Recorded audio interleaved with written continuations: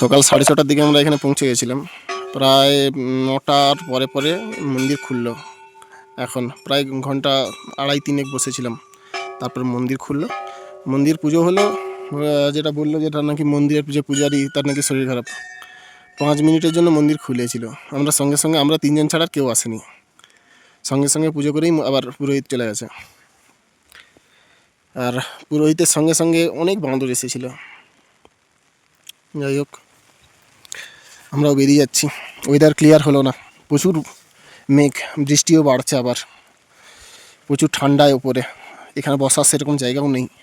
মন্দিরের এই পাশে হালকা একটু জায়গা ছিল, ওখানেই আমরা কোনো রকমে কাটালাম ঘন্টা তিনেক। অনেক কষ্ট। যাই হোক, বৃষ্টি আবার শুরু হয়ে গেছে। ছাতা মাথা দিয়ে চলছি সবাই, এই সামনেই দেখতে পাচ্ছ। এখানে একটা ময়ূরের, যেহেতু কার্তিকের বাহন ময়ূর, তো একটা বড় ময়ূরের মূর্তি আছে।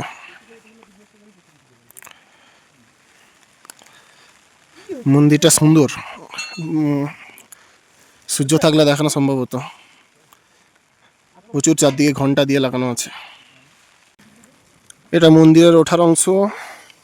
আর এই যে নেমে যাচ্ছে, এই যে সোজা রাস্তাটা নেমে যাচ্ছে, বাস এইটা চলে যাচ্ছে একদম নিচের গ্রামে, কনকচুরি পর্যন্ত। না, আমি জুতোটা পরে নিই। বাইরের ওয়েদার ভয়ঙ্কর ওয়েদার, আর কিছু দেখা যাচ্ছে না একদম। নিচের বাজারটাতে পৌঁছে গিয়ে একবার কিছু একটা দেখতে হবে, কিছু কেনাকাটা যদি কিছু পাওয়া যায়। আমরা ওই চেষ্টা করবো এই ফ্রিজ ম্যাগনেট বা কোনো ফটো কিছু যদি পাই। সকাল থেকে খাওয়া দাওয়াও হয়নি অনেকক্ষণ, সকাল থেকে হাঁটা চালু হয়ে গেছে। এখানে মোটামুটি যেটা শুনলাম, শীতের দিকে এলে সব থেকে ভালো হয়।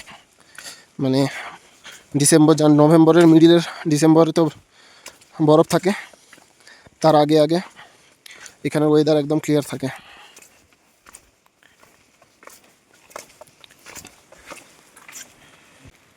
ওই ওপরে মন্দির, আর যাওয়ার পথে এরকম সবগুলোতেই করা আছে মন্দির।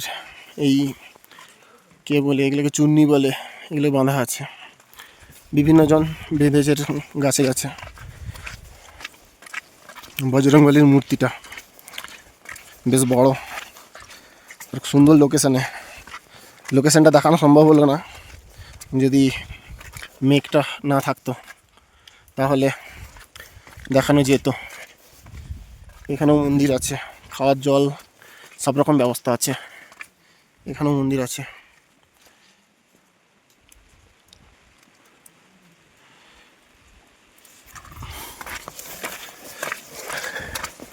এই রাস্তা ভালো, কিছুটা 1-1.5 কিলোমিটার রাস্তা একদম সুন্দর। এরকমই পাথর বাঁধানো রাস্তা, তারপরেই একদম মাটির কাঁচা রাস্তা, মাঝে মাঝে এমনি পাথরকে সাজিয়ে সাজিয়ে রাস্তা তৈরি। ওই পাশটা একটু প্রবলেম, মাঝে মাঝে একদম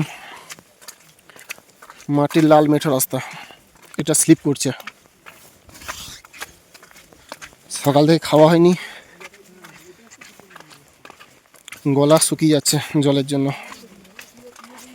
এখানে আমরা অ্যাকচুয়ালি পুজো দেবো এই কথা ভাবতে ভাবতে জল কিছুই খাওয়া হয়নি। নেমে যাচ্ছি, এরকম পাথর আছে, রাস্তাও সুন্দর, কিন্তু নামার হলো না, দেখার সুযোগ হলো না। এরা নামছে।